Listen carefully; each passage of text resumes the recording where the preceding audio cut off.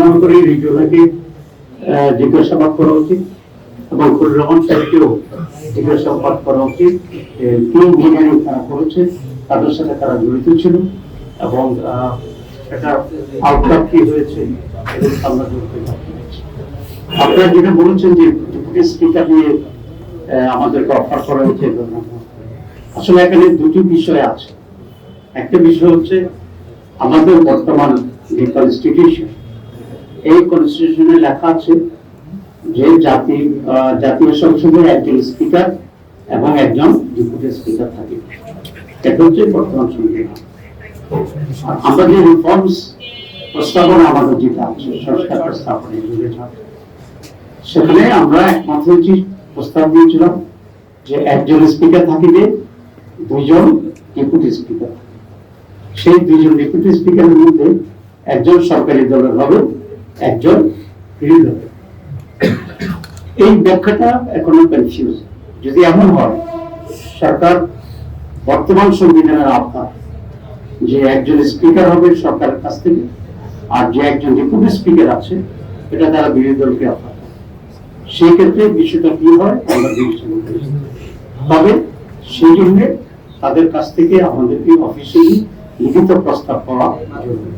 আমরা যদি সেই লিখিত প্রস্তাব পাই পাবো, তখন আমরা বসে আমরা আলোচনা করি আমাদের সিদ্ধান্ত।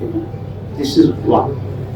সেকেন্ড হচ্ছে জুলাই সনদের আওতায় যে একজন স্পিকার, দুইজন ডেপুটি স্পিকার। এটা যদি তারা মনে করেন যে ওই জুলাই সনদের অংশ হিসাবে একজন ডেপুটি স্পিকার আমাদের দিবে, একজন তাদের থাকবে, তাহলে এটার কোনো বৈধতা নাই।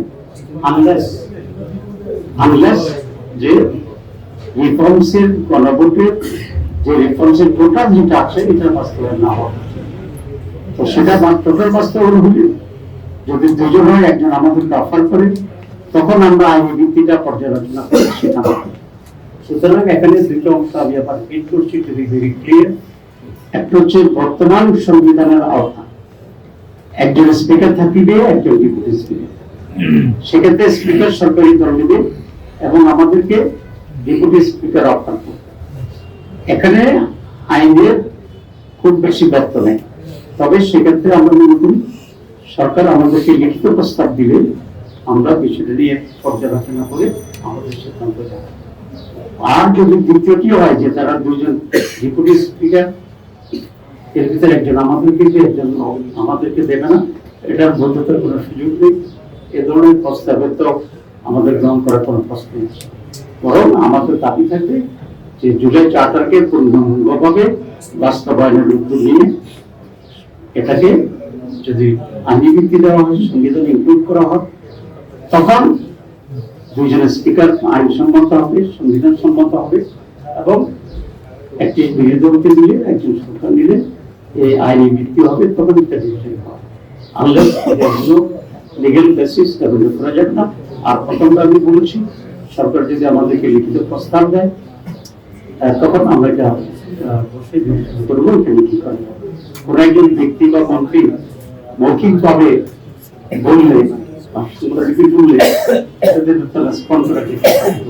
দেশের নাম্বার 1 ট্রেডিং অ্যাপ নিফটি ফার্স্টে পাচ্ছেন ট্রেডিং এর সব সুবিধা, dual exchange access, company analysis, portfolio তৈরি করা সহ আরও অনেক ইউনিক ফিচারের সাথে ট্রেড করতে ডাউনলোড করুন এক্ষুনি।